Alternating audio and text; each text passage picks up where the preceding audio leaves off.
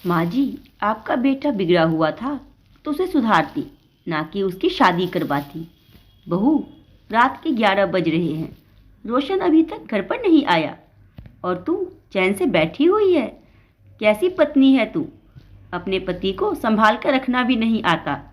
उसे फोन लगाकर पूछ तो सही कहाँ है और कितनी देर लगेगी उसे आने में। रीता जी अपनी बहू तुलिका को डांटते हुए बोली, मुझसे क्या पूछ रही हैं आप माँ जी? आपका बेटा कोई छोटा बच्चा तो है नहीं कि यहाँ वहाँ गुम हो जाएगा। वो बेटे तो आपके हैं, आप फोन लगाकर पूछ लीजिए कि कहाँ रह गए। तुलिका ने बेपरवाही के साथ जवाब दिया, हाँ मैं तो माँ हूँ ना, मैं तो फोन करके पूछूंगी ही कि वो कहाँ रह गया। लेकिन पत्नी होने के नाते तेरा भी तो कुछ फर्ज बनता है या नहीं कि तुझे यहाँ पूजा करने के लिए लेकर आए हैं। रीता जी ने पलटकर जवाब दिया, पर इस बात पर तुलिका ने कोई जवाब नहीं दिया। इसलिए रीता जी भुनभुनाती हुई अपने कमरे में आ गई और मोबाइल लेकर रोशन को फोन लगाने लगी। लेकिन रोशन ने फोन नहीं उठाया। ये रोशन भी ना कभी भी टाइम से घर पर नहीं आता, पता नहीं क्यों मेरी जान जलाते रहता है। सोचा था बहू आने के बाद सब कुछ ठीक हो जाएगा, पर नहीं, यहाँ तो बहू भी उसके जैसी ही आई है। पति से कोई लेना देना ही नहीं उसे। अरे पत्नियां तो अपने पति को बांध कर रखती है, और एक इसे देखो तो अब तक रोशन को सुधार नहीं पाई। बड़बड़ाती हुई रीता जी वापस बाहर आई तो तुलिका अपने कमरे में जा चुकी थी। वो भी उसके कमरे की तरफ गई और धीरे से खोलकर देखा तो वो सो चुकी थी।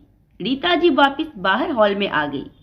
कैसी औरत है ये, पति अब तक घर नहीं आया और उसे नींद भी आ गई, बेशर्म कहीं की। रीता जी ने फिर से रोशन को फोन ट्राई किया, लेकिन रोशन ने एक बार भी फोन रिसीव नहीं किया।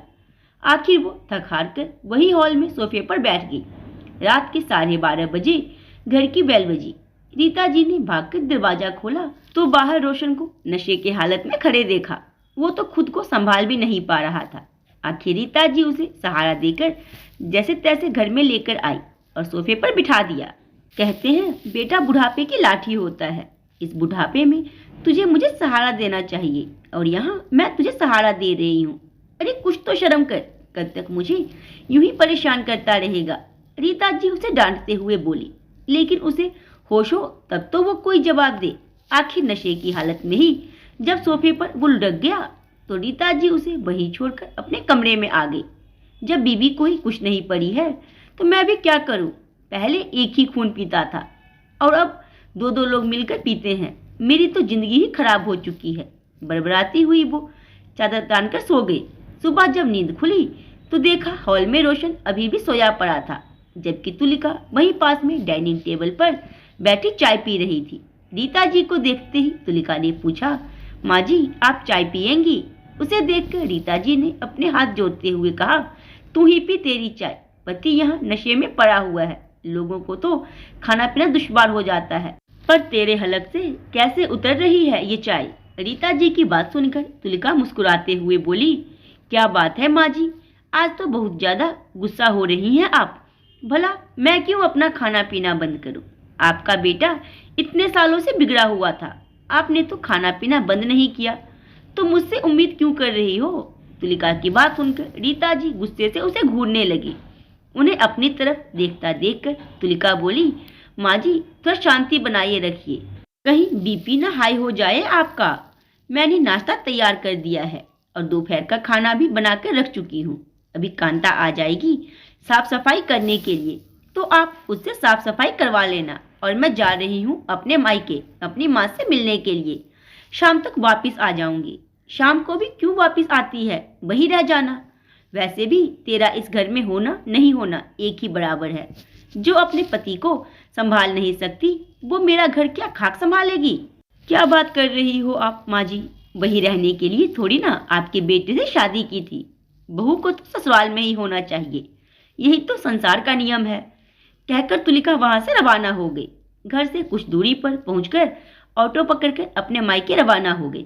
ऑटो में बैठे बैठे उसे वो दिन याद हो आया जब वो इस घर में दुल्हन बनकर आई थी। कितने अरमान थे उसके, पर वो अरमान उस समय धराशायी हो गए जब रोशन शराब के नशे में धुत होकर घर आया था। शादी के ठीक दूसरे दिन उसने ये हरकत की। उसने हैरानी से रीता जी की तरफ देखा तो रीता जी ने बात संभालते हुए कहा था, अब बहू थोड़ी बहुत तो हर कोई पीता ही है, पर तुम आ गई हो ना, अब तुम संभाल लोगी, इसीलिए तो उसकी शादी की है। सावित्री तो अपने पति की जान यमराज से वापिस लेकर आ गई थी, तुम्हें तो सिर्फ उसे सुधारना है। रीता जी की बात सुनकर तुलिका हैरान खड़ी रह गई। मतलब अपने बेटे को सुधारने के लिए उन्होंने उसकी जिंदगी दांव पर लगा दी। पूरी रात तुलिका के दिमाग में यही बात चलती रही। दूसरे दिन तुलिका पग फेरे के लिए मायके गई तो मायके वालों ने भी यही जवाब दिया, बेटा थोड़ी बहुत तो आजकल हर कोई पीता है, ये तुम पर निर्भर करता है कि तुम उसे कैसे संभालती हो। एक पत्नी चाहे तो क्या नहीं कर सकती, और फिर इसके अलावा कोई कमी तो नहीं है, थोड़ा बहुत एडजस्ट तो सबको करना पड़ता है। पिता तो उसके थे नहीं। माँ ने जरूर इतना कहा, बेटा जैसे भी हो अपना घर संभाल ले, अगर तू छोड़कर भी आई तो यहाँ तेरे भाई भौजाई रखेंगे, इसकी कोई गारंटी है क्या। जिन्होंने ये सब जानते हुए तेरी शादी एक शराबी से कर दी, वो तुझे यहाँ रखेंगे, इसकी तू उम्मीद मत कर। तुलिका को समझ ही नहीं आया कि वो क्या करे, इसलिए चुपचाप वापस ससुराल आ गई।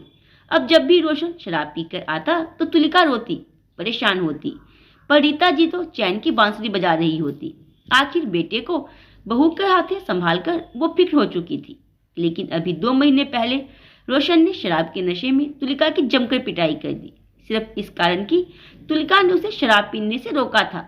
रीता जी ने उसमें भी तुलिका की कमी निकाल दी। हे भगवान, एक पति तक नहीं संभाल सकती, पूरा घर क्या संभालेगी। मैंने तो ये सोचकर अपने बेटे की शादी की थी कि घर में बहू आएगी, उसे सुधार देगी, लेकिन ये तो उल्टा उसे परेशान करने का काम करती है। अब तेरे सारे नाजो नखरे तो उठाता है, तेरे खर्चे उठाता है, फिर तू हर समय उसके पीछे पड़ी रहेगी। तो हाथ नहीं उठाएगा तो बेचारा क्या ही करेगा, थोड़ा प्यार से संभाला कर।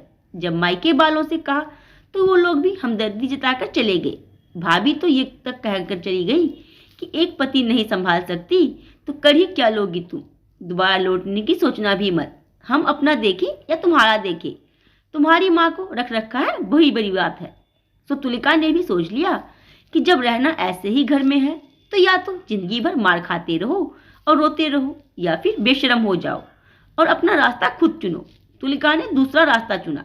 तुलिका को धीरे धीरे ये बात समझ में आ गई कि रोशन उससे लड़ता झगड़ता तभी था जब वो शराब के नशे में होता था, वरना तो वो तुलिका से अच्छे से ही बात करता था।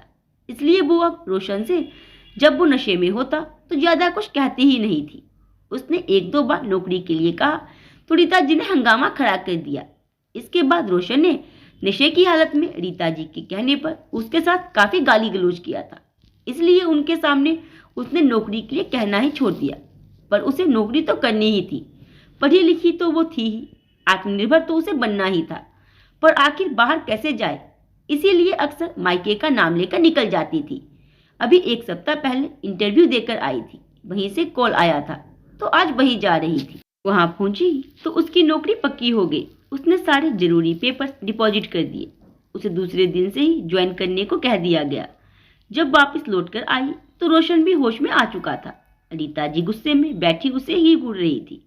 जैसे ही उसने घर में कदम रखा, रीता जी बोली, आ गई महारानी अपने मायके वालों से मिलकर। यहाँ सास और पति भूखे बैठे हैं, उससे कोई लेना देना नहीं, बेशर्म कहीं की।